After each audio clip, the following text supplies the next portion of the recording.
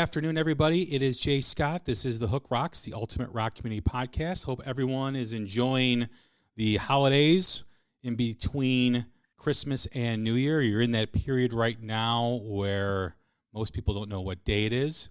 You just know that you've got one more holiday to go for the end of the year and start the new year. We continue our holiday series with Sean Culver, a guest that I've been looking forward to having for a bit here. How are you doing today, Sean? Doing okay. Up and my wife is making some coffee for me, so I'm looking forward to that. Well, there you go. That'll help you start the day, especially when you don't know what, right. Half of the people don't even know what day it is right now. So cheers to you on the coffee. coffee. I'm definitely in that zone. Yeah. Well, we always start out, every time we have a new guest, we start out the same way with the same question. And that is the essence of the show. And that is just like every rock song has a hook that sucks you in. Every rock fan has a moment, whether it's a song, an album, a band, or performance that hooked them on rock and roll. What was it for you?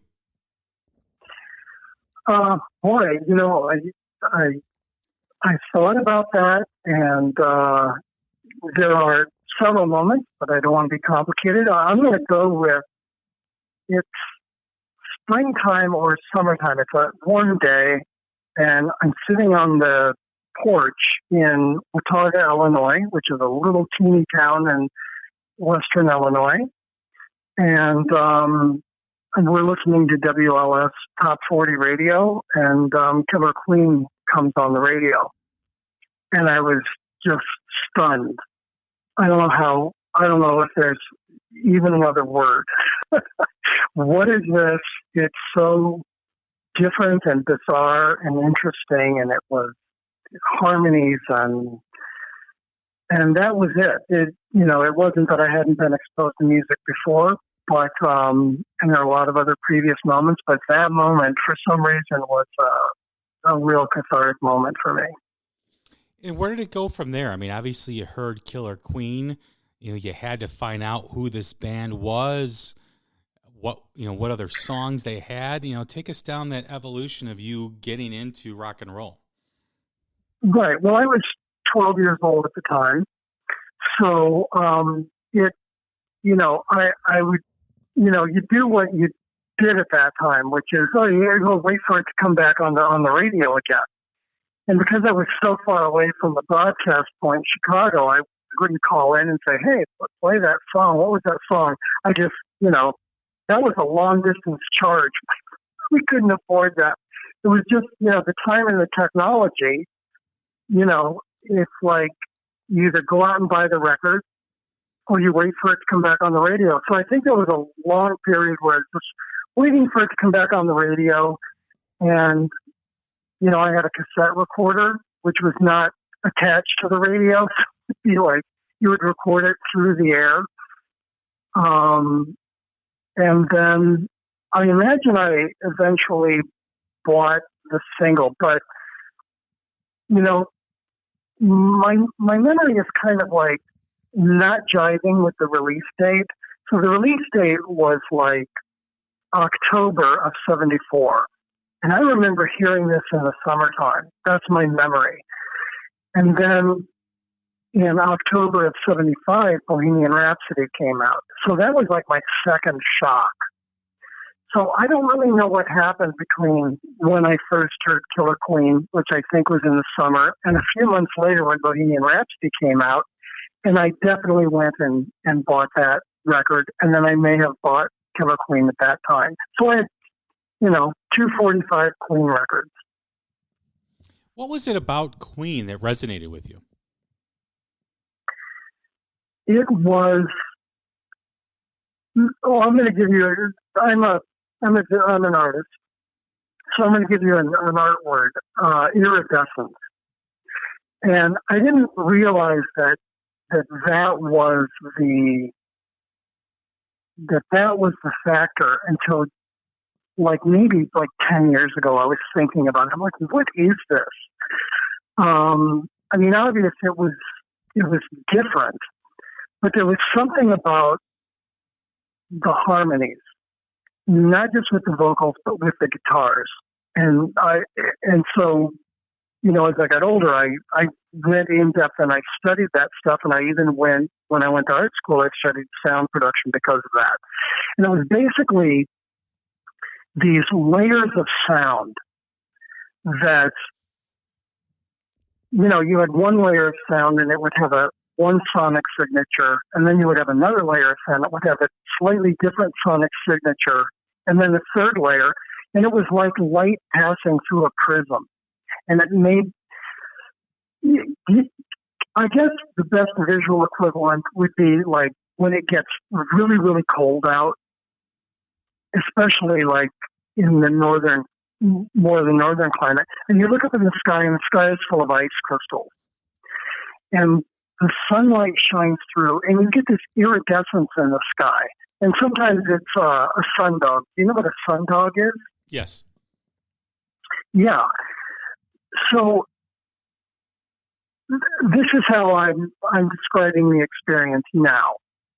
But back then, I didn't think of it like that. But it was just this. Back then, it was just this. It was different.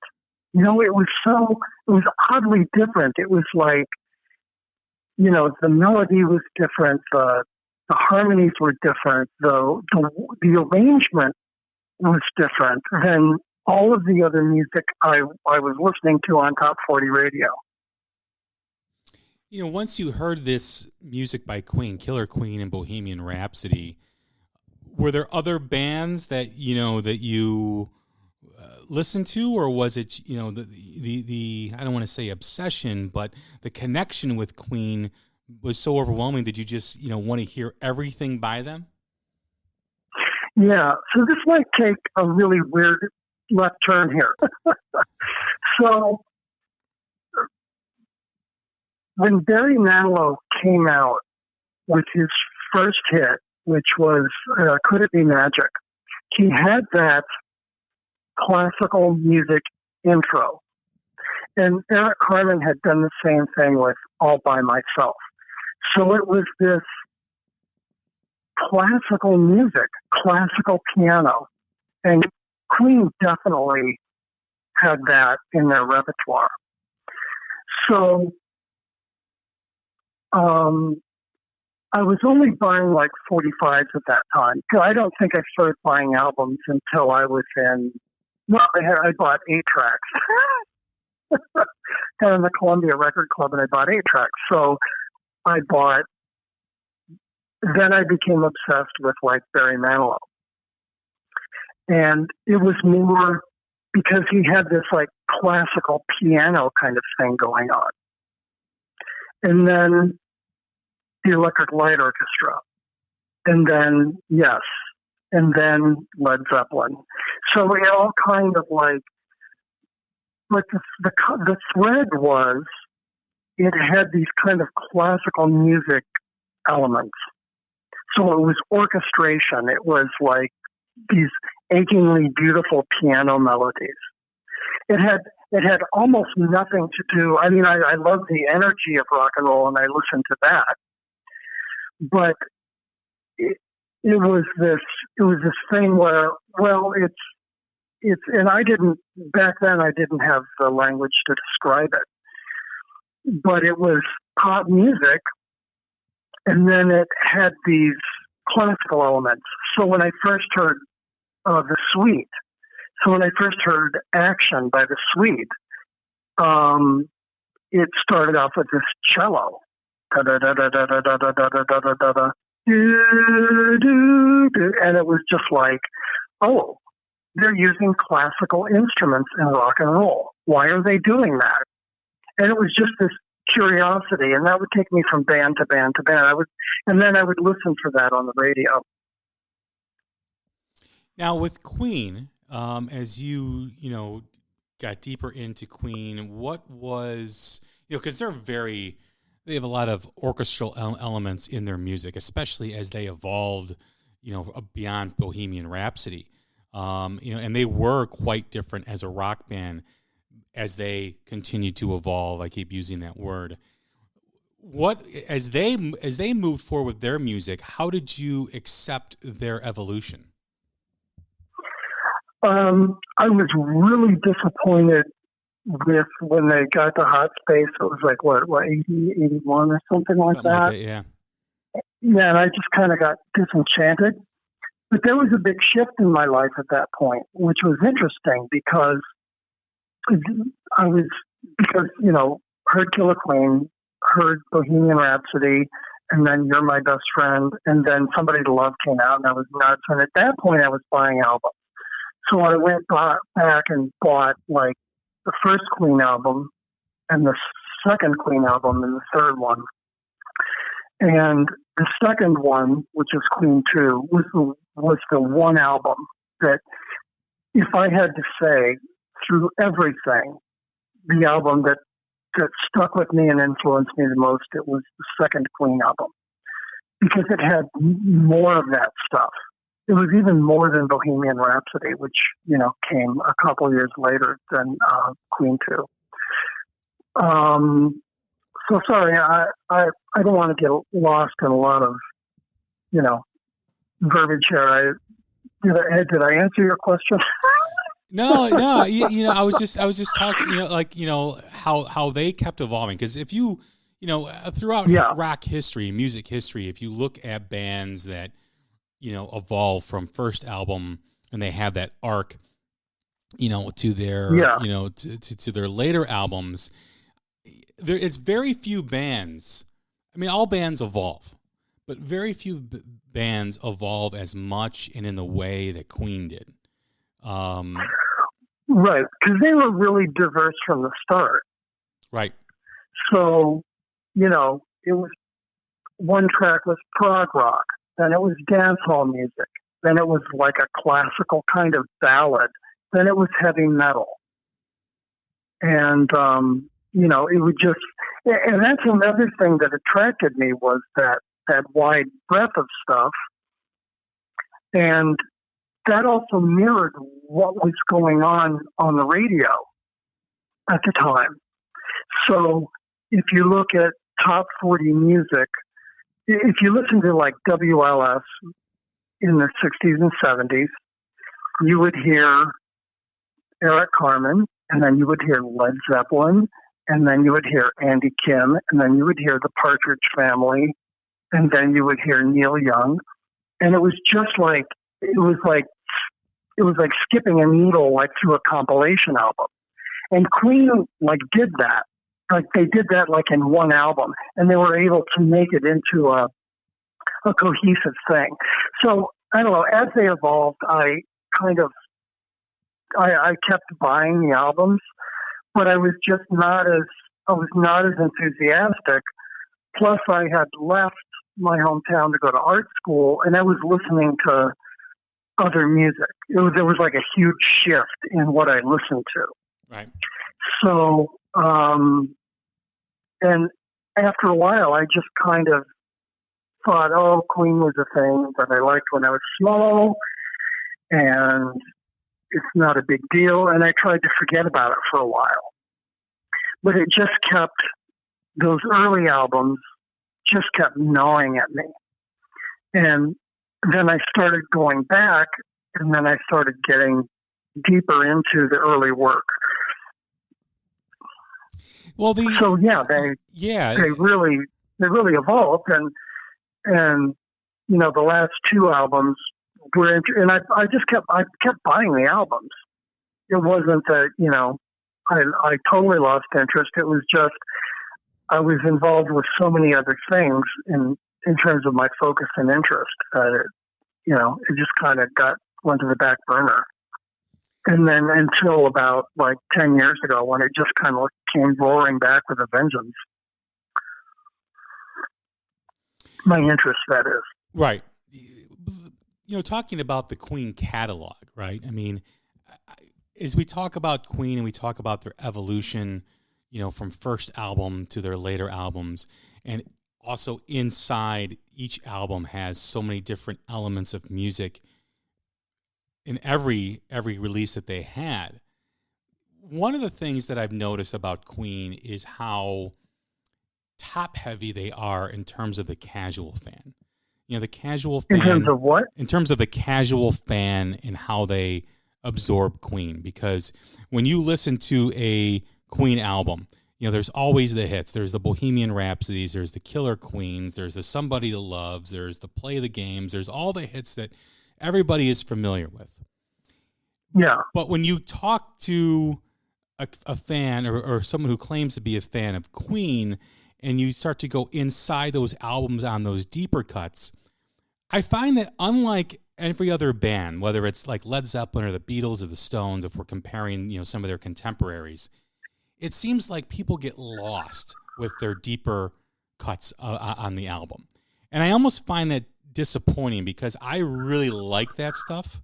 And that stuff it still resonates with me too as well. Why do you think that is? Why do you think that there's such an acceptance of their big hits, but like virtually no interest in the deep cuts for a lot of fans, of Queen? Yeah, boy, okay. Let me try and go into this. That's an interesting question. Well, there's this whole thing in the last couple of years that has just gone wild on YouTube, and that's reaction videos. So I think Bohemian Rhapsody is like one of the number one reaction videos. Like, I've listened to rap all my life. That's all I've listened to. I heard about the Bohemian Rhapsody. Maybe I ought to go listen to it, and I'll do a live reaction. So I jump on the threads, and I'm like, to really understand Queen, you go back to the beginning. Start with the first album and start listening, and you'll see everything that went into this.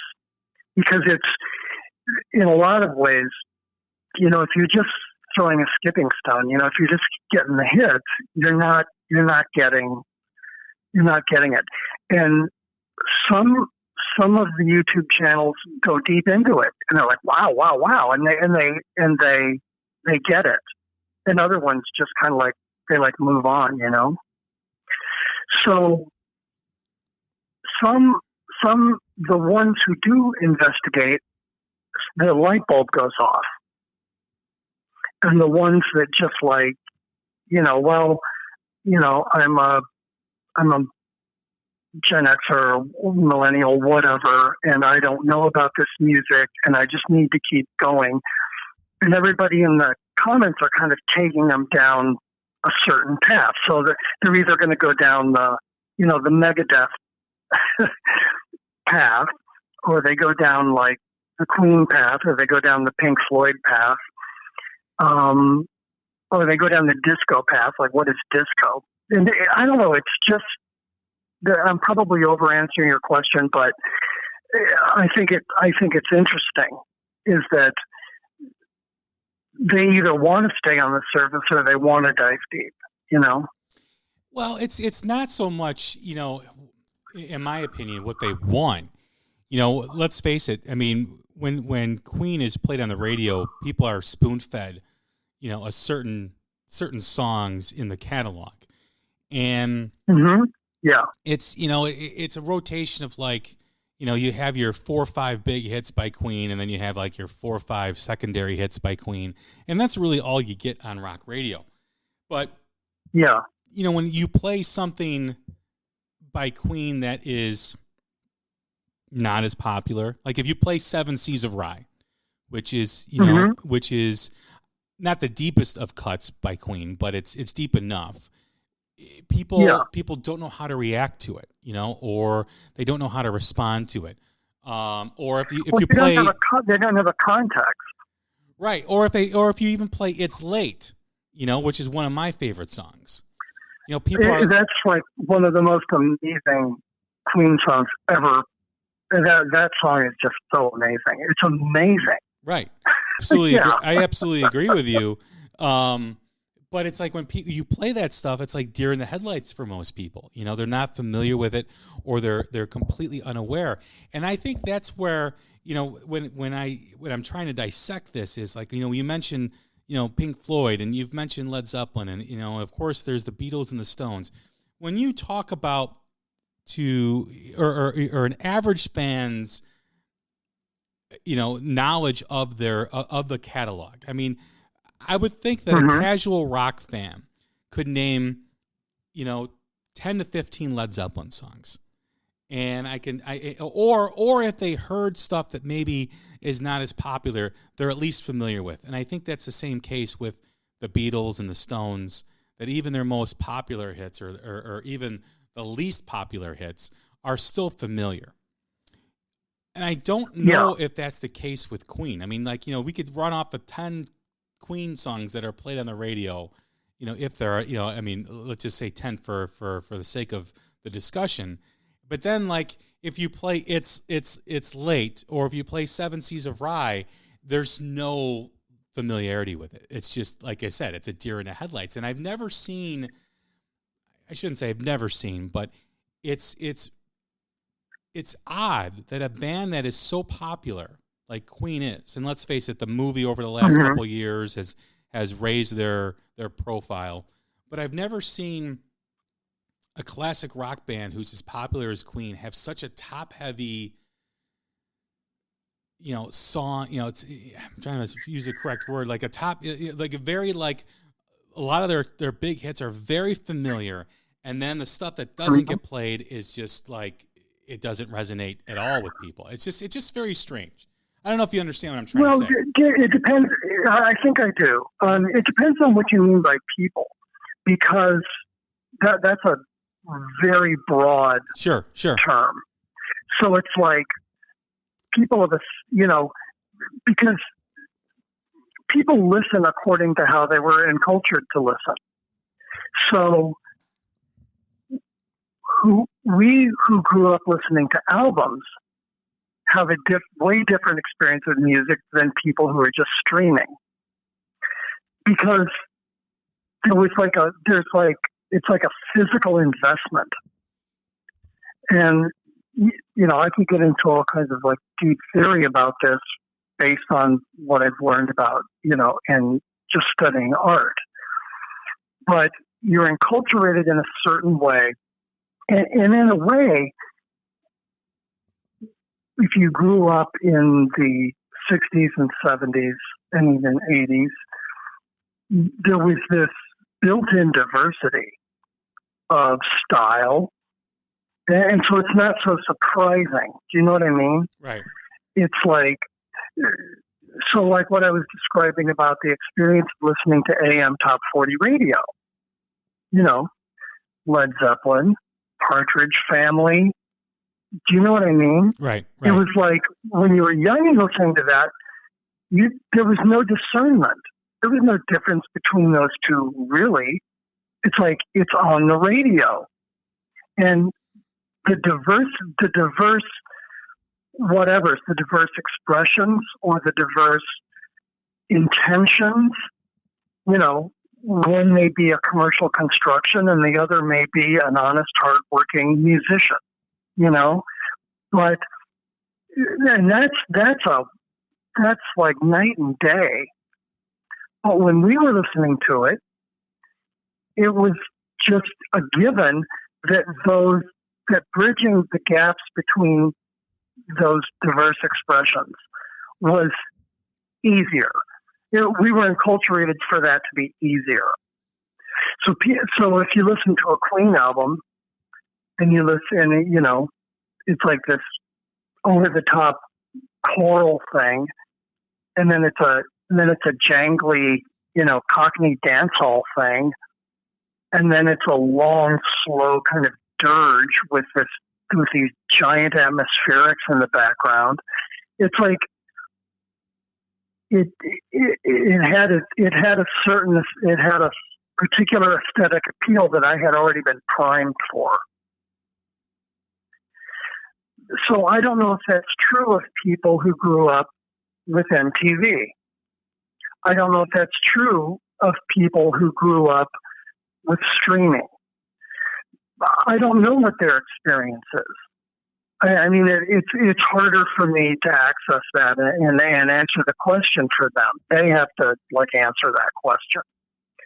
So when you say people, when you say we or people who listen to Queen, there's so many, it's generational and experiential, and it's like it's a different question for each different group of people who grew up with that acculturation.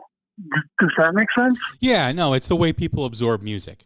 How they're yeah. It's there's I think the older generations absorbed it way differently because of the physical connection that they had with the music. You mentioned buying the albums, having the artwork, the front, the cover, album of the album, the artwork, and then, the liner notes and everything. So that's a way different experience than someone hitting click, download, play, or click and play.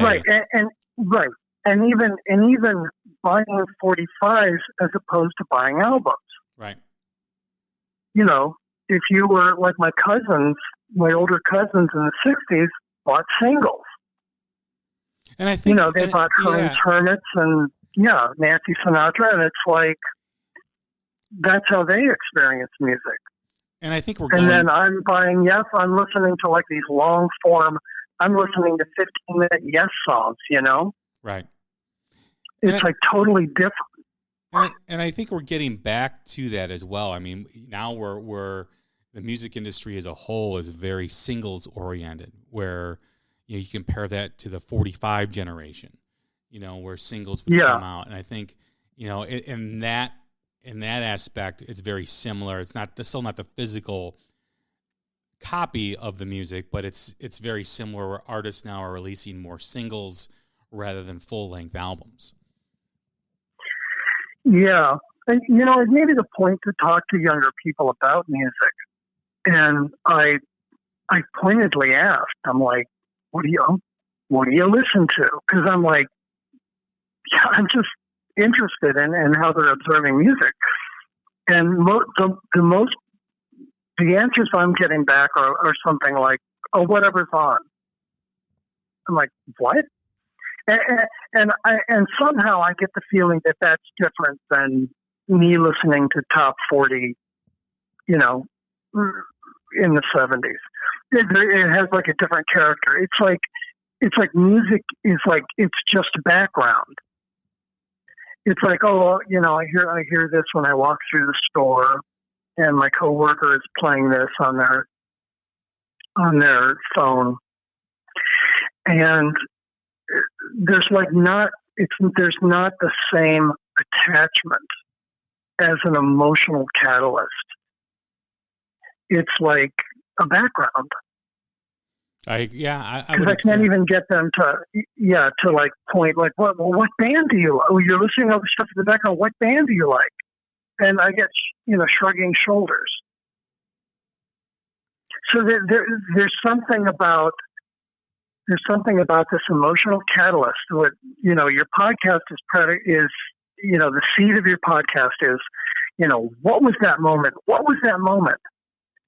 But if you ask younger folks today, I'm not sure that you would get like what is that moment.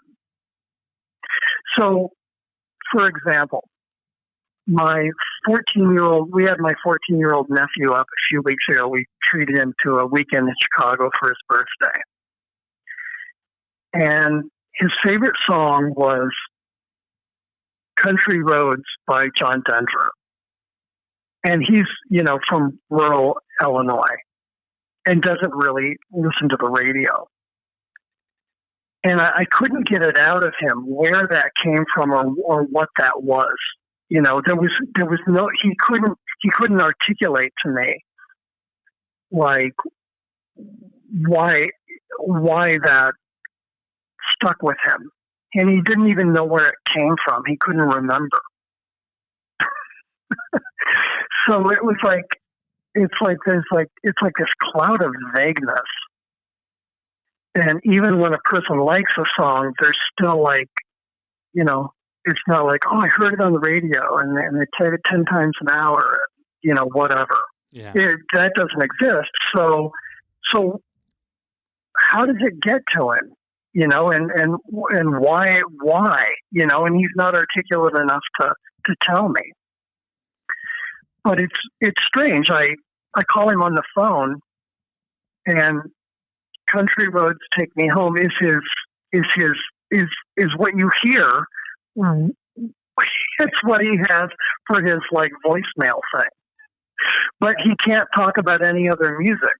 He doesn't know any other music. Anyway, I may have gotten off on no, but it's just like this experience thing. It just fascinates me. It's like, well, what's your experience, you know? What was your view on the Queen movie, Bohemian Rhapsody? I thought it was a piece of crap. And why? I thought it was on an artistic level, it was just an absolute piece of crap. It was horrible dialogue. It was horribly edited. They didn't focus on what I thought was fascinating about Queen, which was their creative process and their creative output and how they did that. It's like, come on, you guys. So I'm sorry, I answered your question. I don't want to over answer it. Yeah, I went with my wife and a friend of mine who's actually a writer and an actor. And we were sitting there in the theater looking at each other going, what the hell is this? This is terrible. Plus, I picked the theater with the best sound system in Chicago, right? So we went to the Max whatever up in Evanston, and the sound was disappointing. The sound mix was disappointing, even though I guess they won an Oscar for sound mixing, right? Mm-hmm. And it was just, the story was just kind of hackneyed and boring, and, you know, the emotional depth was like, you know, but a scratch, and it was just like, yeah, I didn't like it at all. I was very disappointed. My biggest issue with the film was the timeline. Knowing that, you know, they really focused on the Live Aid show, and knowing that he wasn't sick before that. They focused on what was most popular. Right. And they were riding the wave of homosexuality becoming a mainstream thing where once it was hidden, which is what Bohemian Rhapsody, the song, was all about. But it's like that was the focus of the movie. And I thought it was a little bit of a betrayal of Freddie Mercury, because every time he did an interview and somebody wanted to talk about his sexual orientation, he said many, many times, I don't want to talk about that. That's not important. That's not an influence.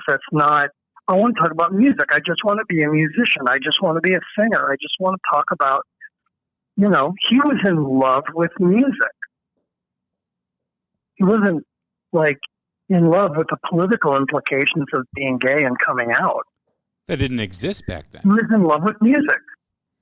But it did because it wasn't too long before that homosexuality was legalized in the UK, and it was either punishable by chemical castration.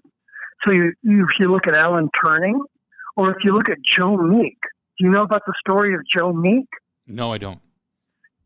Joe Meek was a producer, so a lot of semi-experimental stuff that came up in pop music was pioneered by Joe Meek, and he built his own home studio, and he was persecuted by the British government for being gay, and he ended up, you know, he had mental health issues, but he ended up, you know, killing his landlady and then killing himself because of the pressure.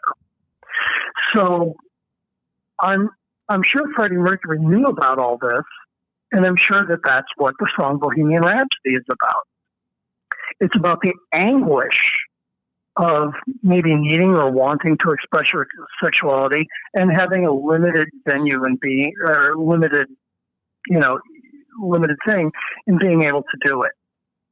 But the thing is that even though that was the subject, it was more about the music for him.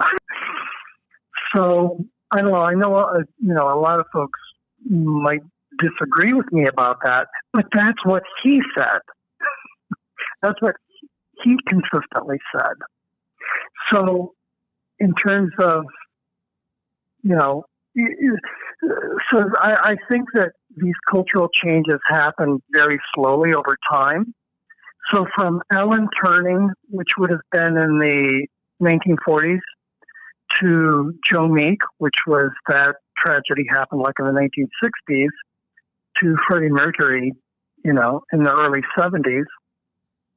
And he didn't fully come out and express himself as any kind of a gay icon until the 80s, with the mustache and the muscle shirts and all that. Before it was all buried in the David Bowie glam rock thing, which to me was a lot more interesting.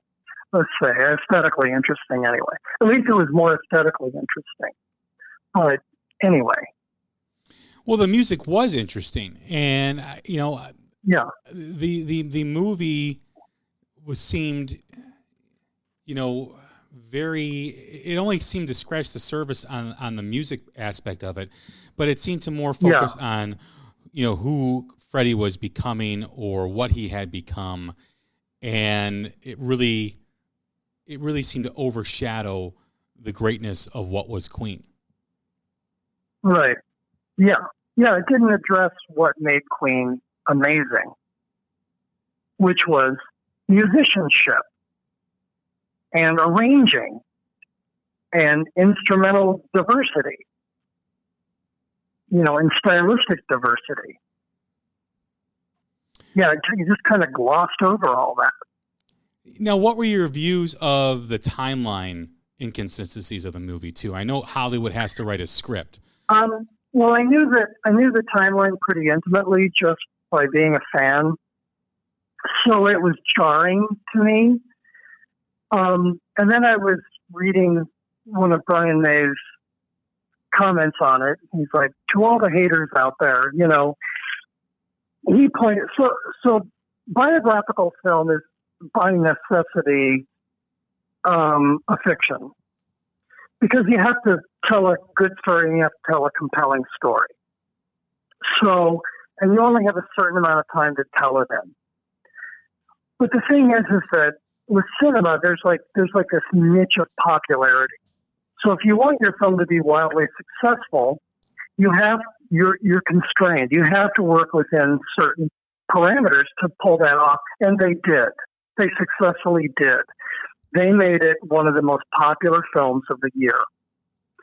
And that's what they were going for. And for me, that's kind of I'm not interested in it being popular. I'm interested in it being artistically relevant and artistically and aesthetically compelling. I'll take a step, I would rather watch Andy Warhol sleep. I would rather watch somebody sleep for 8 hours in a film than watch Bohemian Rhapsody. Because it's just more aesthetically compelling.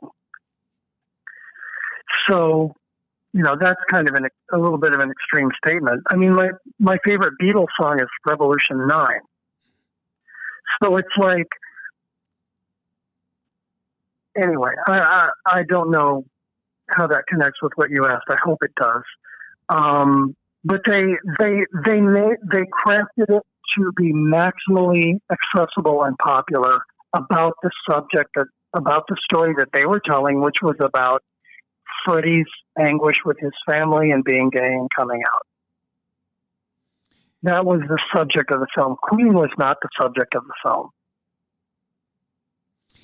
Now, someday maybe somebody will make a film about Queen. How do you feel that, Brian May and Roger Taylor steered the creative process? Do you think they had a big hand in that, or do you think that they, gave up the creative control that they claimed that they had, but maybe they didn't? They wanted to, No, they had a lot of I believe they had a lot of influence, and I think they wanted to tell this story. I think they had a great influence on telling the story that was told, because they didn't want. Here's the thing: the British tabloids were ruthless with Freddie Mercury, and they consistently maligned him and offended him and, invaded his privacy. And I think that they were really, really angry about that. And they were very protective of him. So they wanted to tell this particular story. And I think a lot of it was just showing up the damage, trying to mitigate the damage that the British tabloids had done telling Freddie Mercury's story. Because I knew that it affected them on a deeply emotional level. It made them really angry. I mean, Roger Taylor wrote a song called Mr. Murdoch about Rupert Murdoch, and it was just a vitriol against that kind of journalism. What did they do? I mean, explain that, like more in depth about the British tabloids, about the coverage of Freddie Mercury. Well, I don't know a ton about that. All I know are statements that Brian May and Roger Taylor made. They were deeply hurt by,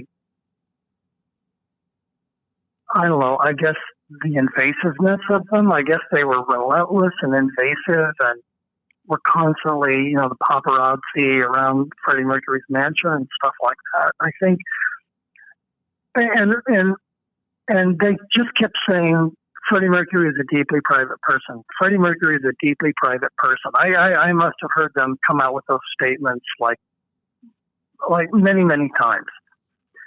And they wanted him to have the right to protect his privacy. And the tabloids were apparently constantly invading his privacy. They would get, how tabloids work. They get a little fact and they take it out of context and they make their own story. And then the public reads it and the public believes it, and then they do it again and again, and it just becomes, in order to sell papers. So, and they thought that they were being unfair to Freddie Mercury. Now, was this throughout his career, or was when he was going through, the HIV and how that affected his life and towards the end of his life? I know. Well, it was first that was he gay or not, and then did he have AIDS or not? Because those were the big, those were two big trigger points for public media at the time. First, it was, is David Bowie gay or not? Oh, Rod Stewart. He went to the hospital with, and they had to pump his stomach for sperm. That was in the, mid-70s? That story came out in the tabloids. So it was a target. So were you gay or not was a target. So homosexuality had been legalized. I don't know what the year was, but it was really late. It was like early 60s, mid-60s, late 60s, something like that. I could be wrong about that. So, but the cultural stigma, even though it was legal, still, so it's legal to be gay. Who's gay and who's not gay? So it's gossip. It's like this gossipy kind of thing that they wanted to focus on. And here's Freddie Mercury saying, I don't, he was coming out in interviews. Don't anything about that. What does that matter? Let's talk about, I want to talk about the music. As he, grew as an artist too, it almost seemed like his life became more isolated. Yeah. Well, he, the more he came out, so to speak, to his friends and his family and all of that, the more privacy he wanted around that. And that was hard because he was becoming an increasingly, more and more of a public figure. I mean, he was friends with Princess Diana, and he was, hanging out at Studio 54 and getting photographed all the time. And, so the late 70s, early 80s, his visibility increased and his desire for, the attention and that his desire for privacy was greater. And also, too, so I don't know, yeah, and also too, there was also his own personal manager that caused a rift with the other members too, as well. They felt that he was not the best influence, for Freddie. Yeah, they had, and I don't know a ton about that because, again, my focus was not Freddie Mercury's sexuality. My focus was the music, and my focus was more Brian May anyway, because he was closer to me in artistic sensibilities. And I was more interested in Brian's story than Freddie's story. But they had problems with, they had a lot of problems with management. Early on, they really struggled too. Now with Brian May, we could talk about his uniqueness too as well, with his guitar tone and his style. That's quite different than a lot of his contemporaries that, were around during that period.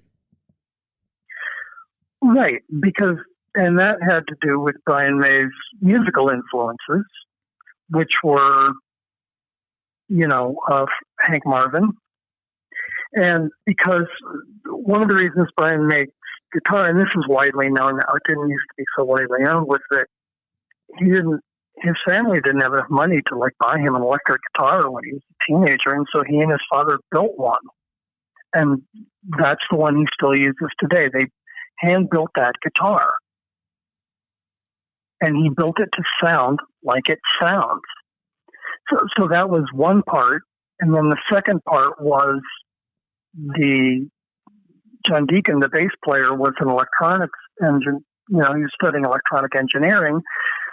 And one day he was dumpster diving and he found an old Japanese, I think it was a supersonic radio board somebody had thrown away, and he made it into an amplifier. He hooked it into a bookshelf speaker, and it had that trebly kind of mid-range kind of radio sound. And that became like a signature with the guitar, became that clean guitar sound.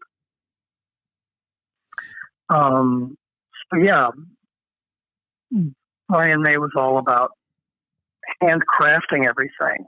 And that went into the early Queen records. Everything was just meticulously handcrafted, down to the smallest element. And that's one thing that needed what it was, I mean, the musical scaffold was there, but the way they expressed it in this highly articulate, high resolution, just kind of handmade everything, down to the heart. And Freddie Mercury was doing it with the harmony. Most of those harmonies are just Freddie Mercury multi-tracking himself. And so, Les Paul, back in the 50s, 40s, 50s, invented multi-tracking. And then George Martin and the Beatles,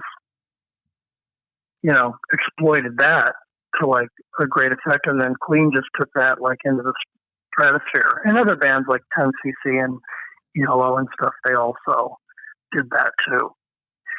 But there was a time, in the late 60s, early 70s, when that aesthetic just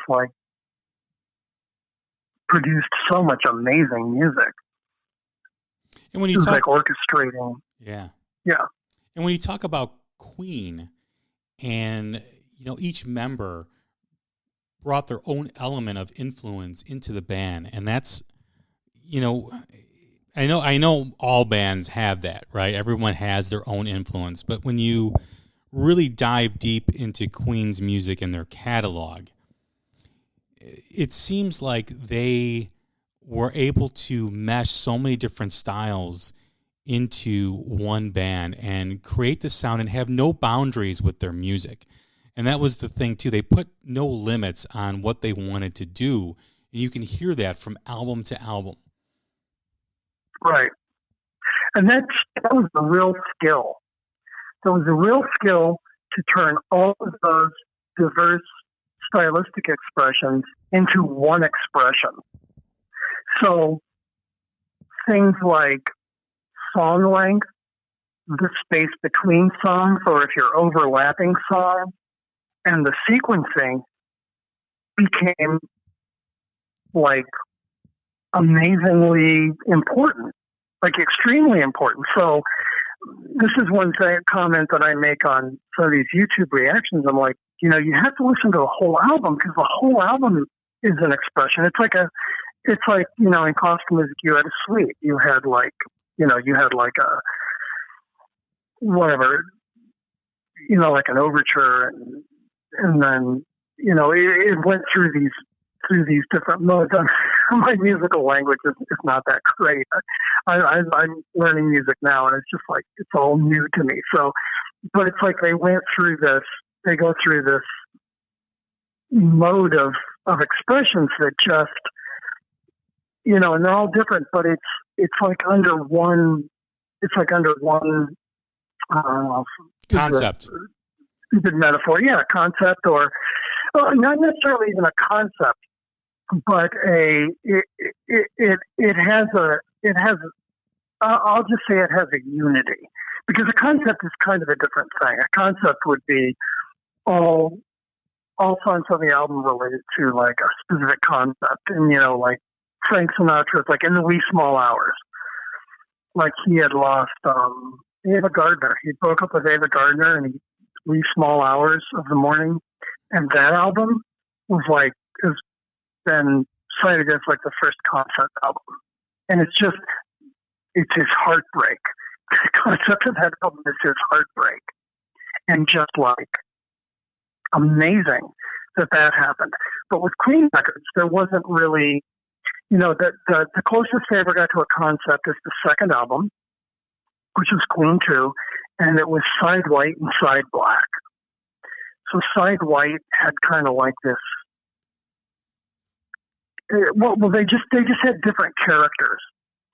Boy, it would take me a long time to articulate what those different characters were, but they had different characters. So sorry, I don't mean to be too pedantic about what I'm saying here, but and I don't know what it was. It was just like, we have to make this album a coherent statement. And so they worked with the producer, and they were working with Roy Thomas Baker, and they were able to do what the Beatles had done, which was make each album a distinct statement, even though the disparate elements of each of the songs were very, very different. And I don't know how they did that. And it's like,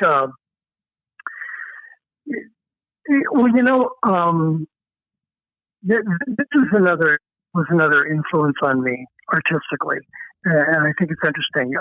In the 1920s and 30s, especially when they started coming out with like tape recording, they had there was this artistic musical form called musique concrète, which is concrete music, which was they would take sounds, or they would perform sounds that had nothing to do with each other, but they would edit them together into, it wasn't musical,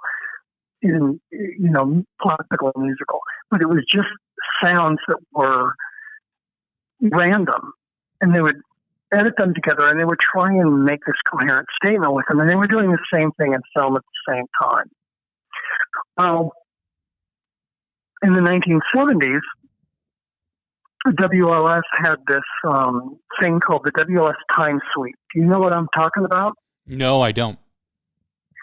So on New Year's Eve, every single year, WLS would add to their Time Suite. So what they did was they collaged together every number one song from the inception of WLS to the present. And every year they would add like the popular songs that came on, and they would edit them together in like a collage. It was like they called it a montage. And other radio stations across the country have done it too. And I've gone and I've like found these things on the internet. They're really, really cool. And it's like this trip through time. And the overall concept is we're going to take a walk through time.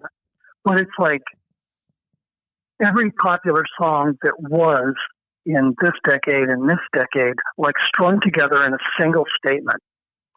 And Queen actually did this on an album. It was a jazz album. At the end of the jazz album, there's a song called All That Jazz. And as the song is doing its outro, it just breaks into the other songs in the album and just is a montage of all the songs of the album, and then it goes back to the outro. So there's this artistic concept of taking elements that are not related and putting them together in a way that somehow relates them. And I think that they did that with albums, and concepts was one way to do it. And just finding some kind of aesthetic unity to bring them together with was another way to do that. Anyway, that's one thing that made albums unique. As we wrap up here, what is, in your opinion, the most important part of Queen's legacy? I think looking at it from a wide lens in terms of, I look at everything in terms of art history and art historical culture. So they took what the Beatles did, and they made another unique body of expression with that. And what that was these techniques of multi-tracking combined with their unique musical expression. So, and I hope that's not too obscure of an encapsulation, but, you know, when I look, I see this thread going through Les Paul and the Beatles, and like even somebody like Mantovani, like Brian May talks about Mantovani all the time. Like he did these like syrupy kind of orchestral albums in the 50s and 60s, but it was the thickness. It was this thick orchestrated sound, and the Electric Light Orchestra did it, and Yes albums like even if you just listen to Roundabout, it's just like, what is this? It's just like this. It goes here, it goes there, it goes here, there. Reeling in the Years by Steely Dan does the same thing. It just goes all these weird places, but it's a coherent statement, and it's this layered kind of orchestral kind of thing, and it mirrors like what happens in like really beautiful, lush orchestral music, or classical music, and so there was this swell of, and they contributed incredibly, especially that second album, to that particular aesthetic and to that particular expression. And I think as time goes on, you look back at the stuff. And there are a lot of pure rock and roll, a lot of rock and roll purists that just hate that stuff. And Rolling Stone hated Queen, just like, there's like, what is this? What is this? And they call it prog rock pretentious, But for me, it just went straight to my heart. I thank you very much for your thoughts on Queen. This was very interesting and went in a lot of different directions, but it was very, like I said, it was very interesting, and I thoroughly enjoyed the conversation. I learned a lot today, Sean. Thank you very much. Thanks, Jay.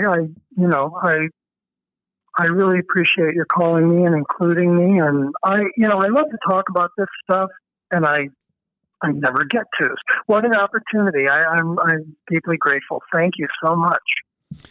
Well, once again, everybody, this is Jay Scott. That is Sean Culver talking about all things Queen. This is the Hook Rocks, the Ultimate Rock Community Podcast. We will talk again soon, and happy holidays to everybody. Thank you.